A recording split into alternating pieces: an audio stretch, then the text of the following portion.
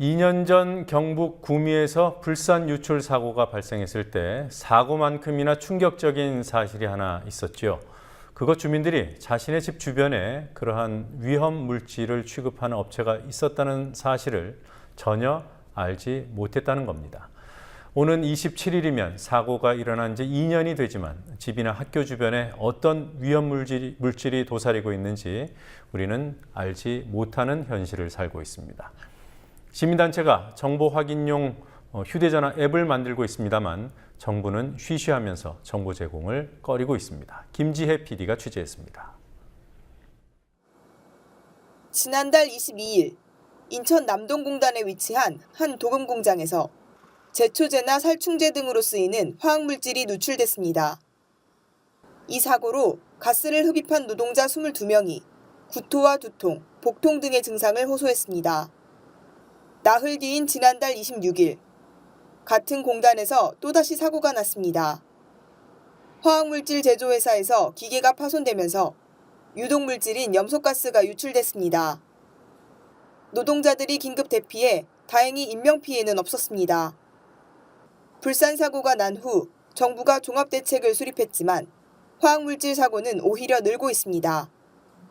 정부가 공식 집계한 사고 발생 건수는 지난 2003년부터 2012년까지 연평균 12건이었습니다.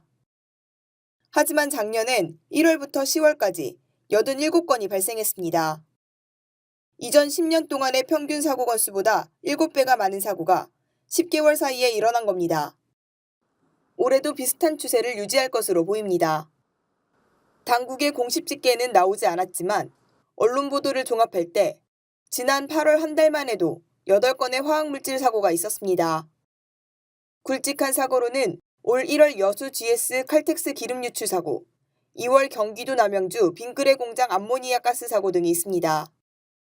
안전에 대한 관심이 여느 때보다 높지만 현실은 2012년 5명이 사망했던 구미 불산 사고 당시에 머물러 있습니다.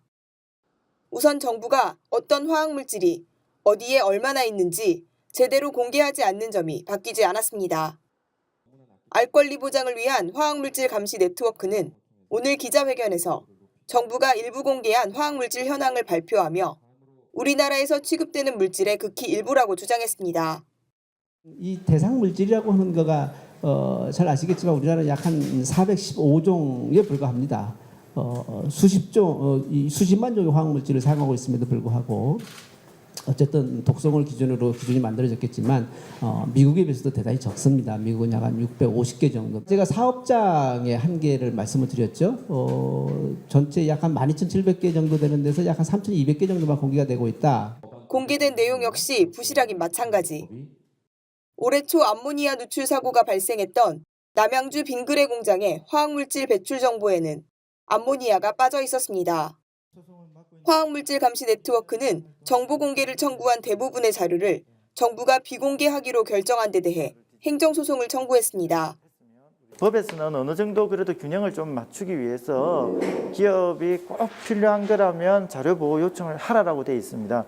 물론 했다고 해서 무조건 정당화되는 건 아니지만 일단은 보호 요청을 하면 환경부로서는 이제 공개를 하지 않을 최소한의 근거는 마련이 되는 것인데 국민의 안전 생명보다는 기업의 이익을 과도하게 이제 보호하는 것이 아닌가. 저희들은 그래서 그것은 부당하다. 네트워크는 또 공개된 화학물질 정보를 시민들에게 알리기 위한 스마트폰 어플리케이션을 시민 모금을 받아 개발 중입니다. 공개된 정보 외에도 나머지 85% 공개 안 된 정보, 85%를 공개를 받아가지고 추가로 업그레이드를 해야 됩니다.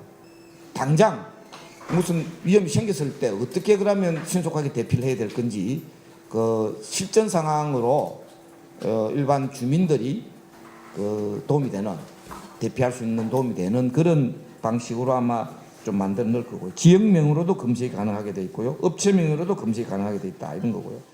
다음 달 배포 예정인 이 어플리케이션에는 주변의 화학물질을 취급하는 업체와 이 업체가 배출하는 화학물질의 종류, 해당 화학물질의 위험성 등 종합적인 정보가 담길 예정입니다.